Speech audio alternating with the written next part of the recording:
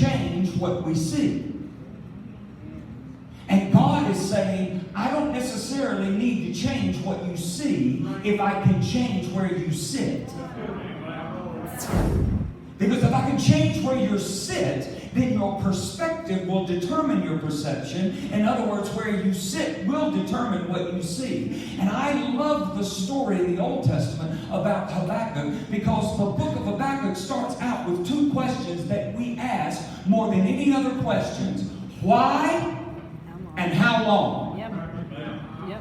Why is this happening? And how long am I going to have to go through this?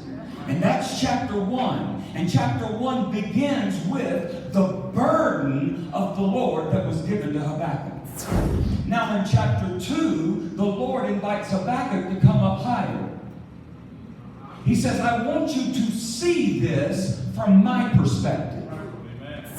And in chapter 3, once Habakkuk has changed his perspective, now his perception has changed, and he ends chapter 3 with these words, though the fig tree does not blossom, though there's no fruit on the vine. In other words, he's saying, it didn't look good in chapter 1. It still don't look good in chapter 3.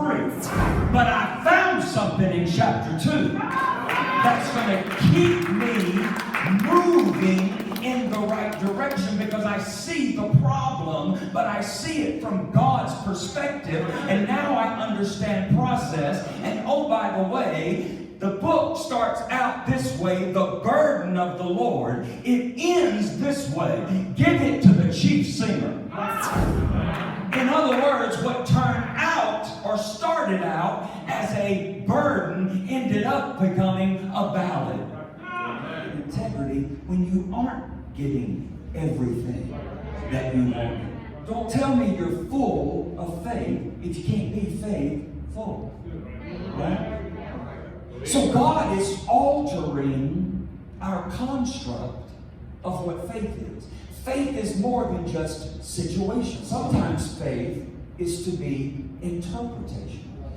So we not only need a situation faith, we also need an interpretation faith. How many times would Jesus look at the same situation that people were looking at, and all he did was interpret it differently?